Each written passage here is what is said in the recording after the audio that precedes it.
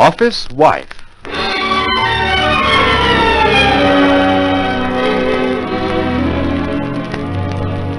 The story of the girl who married her boss and of the girl who took over.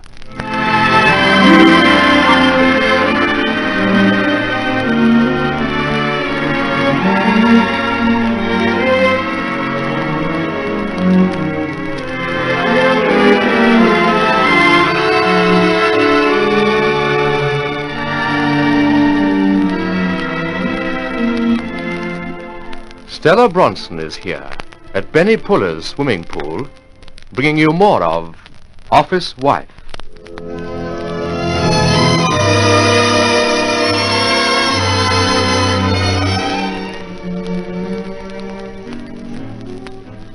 I like Sundays, especially when it's hot, and I can dangle my legs in someone else's swimming pool, with plenty of men about, and what looks like an inexhaustible supply of gin slings.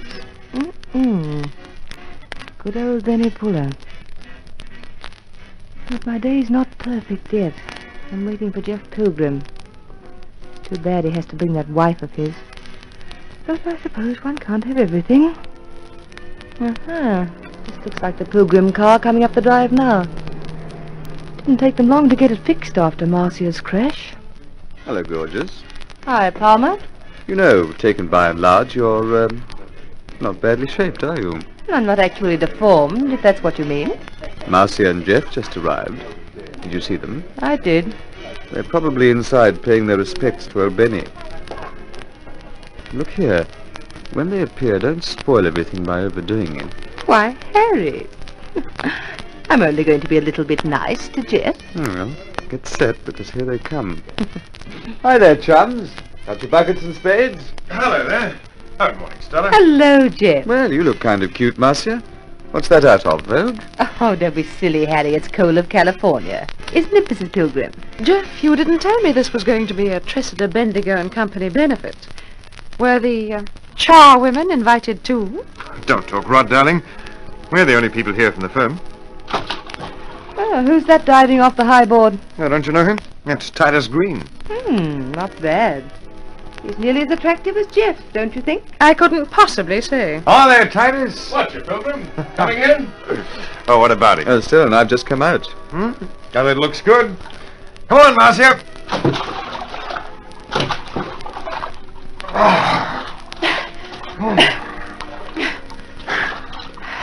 Marcia, darling. For heaven's sake, whether you like it, Stella, or not, I wish you'd remember this is a social occasion. Social? With that woman around? It's more like a butcher's picnic. Well, you set her on edge the moment we arrived. What a ghastly shame. Well, you might bear in mind, I have to work with her. And of course, I'm only your wife. You only have to live with me. Marcia, can't we forget Stella Bronson and have some fun? Just for once? Why do you have to blame me for everything? Oh, never mind. Well, I'm going to say hello to Titus and Trinity. Move over there, Harry. There's a good man. You're on my towel. Ooh. When's the minion due around again with the drinks? Any minute. I don't know who's doing the mixing, but the gin slings are divine. I've had 5 or 6. So early in the day? I hope you don't mind, Mrs. Pilgrim. Good Lord, not at all. Jeff didn't tell me you were a dipso. Darling, I'll bet there's a lot about me your husband hasn't told you. My husband doesn't find it necessary to discuss any of the office chippies, if you must know. Get your claws in, you two. Here comes Jeff with a gang. They had to shove in a new stub axle on 1 or 2 gizmos. Actually, Marcia was knocked about more than the car. Oh, Stella, do you know these characters? Titus and Fantasy Green, of course. Romilly Jacobs, Hello. Mary Beecham. Well, now come on, squat down. Let's get some brown. Oh, Jeff, there's room just here. We met Romilly Jacobs at the Cheese Club the other night. Do you remember? Oh, of course, so we did. You would have screamed if you'd been there, Mrs. Pilgrim. Jeff was in the most divine mood, and there was such a crush we simply had to dance close together. Actually, you couldn't get any closer to a man, and you know the heavenly way Jeff's hair grows at the back of his neck. And, well, I didn't mean to, of course. Shut up, Stella. Oh, why? I only wanted to tell Marcia how every woman in the room was simply Jeff, panting. I won't listen to this street corner gossip. Marcia. Isn't it enough for you to be carting her all over the place without me having to sit here and listen while she gloats about it in front of half the people? If he was mine... Stella, will you please keep quiet? What's the matter? Don't you want her to give too much away? Look here, everybody. I'm terribly sorry. That's right. Apologize for me. You wouldn't throw Bronson in the pool. You'd apologize for me. I'm sorry, Jeff. It is my fault. I should have kept quiet. Don't be cross with Marcia. Don't you dare interfere. Who do you think you are? Marcia, do try to control yourself. People are staring. I won't control myself. Don't you stand there and order me about. Let them stare. Let them. Let them see what kind It's of a... all right, Jeff. I'll clear off. Yes, clear off. He'll come after you. He'll come after you just so everyone can see what a two-timing... You don't mind, Marcia. I We're won't getting go. out of here. Get your hands off me, Jeff. I'll tear her eyes out. Oh, let me go. Let me go. Let me go. What came over you? I've seen drunken sailors behaving better in Fig Tree Street.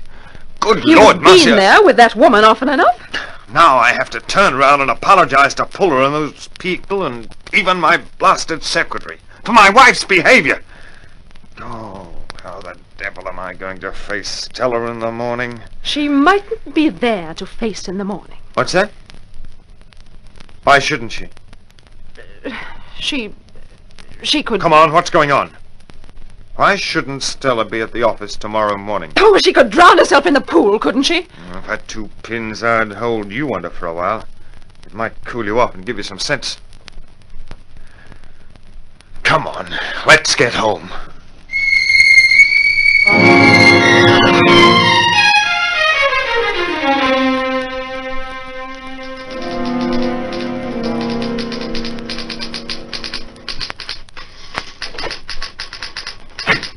Good morning, Jeff. Morning. Drop what you're doing and come here, Stella, will you? I'm dreadfully sorry about yesterday, Jeff.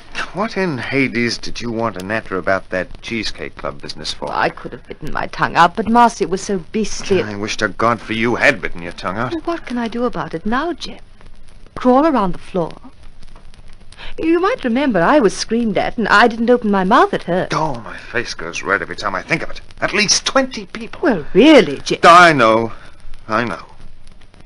On Marcia's behalf, I owe you an apology. No, you don't. You needn't ever apologize to me, Jeff. For anything. What shall we do? Forget it? And how? Oh, if only I'd had the sense to remember how fiendishly jealous Marcia is. Oh, don't talk like that. Marcia's still my wife, you know. You don't have to remind me of it. Oh, Jeff. Look, let's both shut up and see that nothing of the kind ever happens again, Apart from talking too much to begin with, you behave very decently. And I'd like you to know I appreciate it. Do you mean that? Of course I mean it. Well, if you do, there's something I'd like you to ask the firm for me. Would you? What is it? Well, for some time I've been dying to mention this, Jeff, because I love this job and I'd hate to lose it.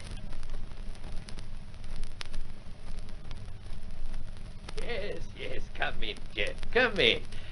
What's the trouble? Oh, no trouble, sir. Just a request. Look,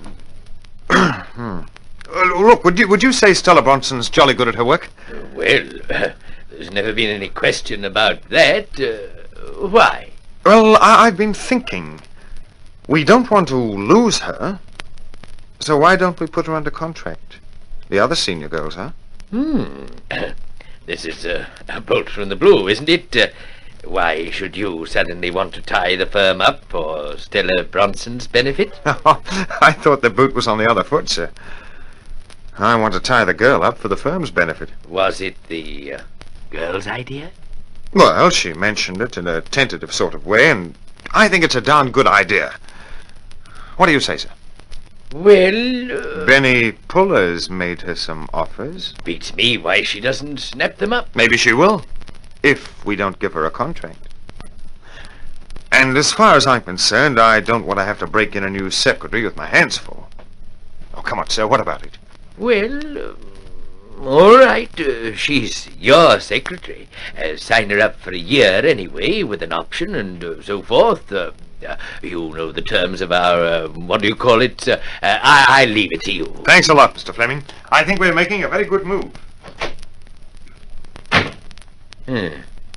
Maybe we are. Maybe we're not. But I wonder if you're scared your wife will get her fired. Jeff, my boy, I can see trouble coming for you.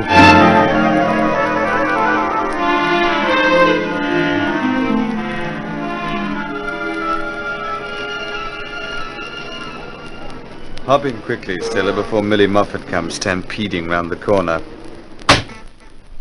Did you get the contract? I certainly did.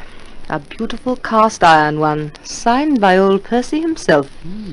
Smooth, but smooth. Jeff give you any trouble? The dear boy. It was only a matter of striking while the iron was hot.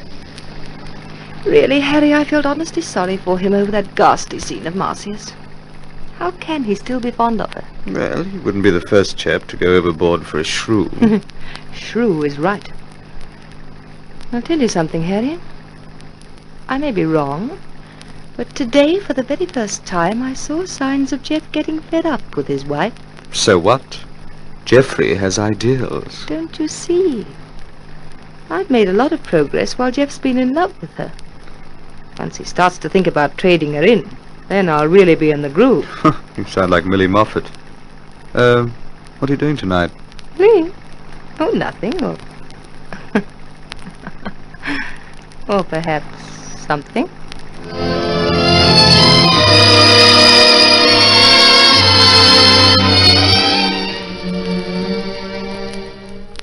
You're fooling yourself, Stella. You don't think Pilgrim is falling out of love with his wife. You think he's falling in love with you. But what do I care? Either way, Pilgrim will be washed up. It's amazing the way some coves contrive always to be hag-ridden by women.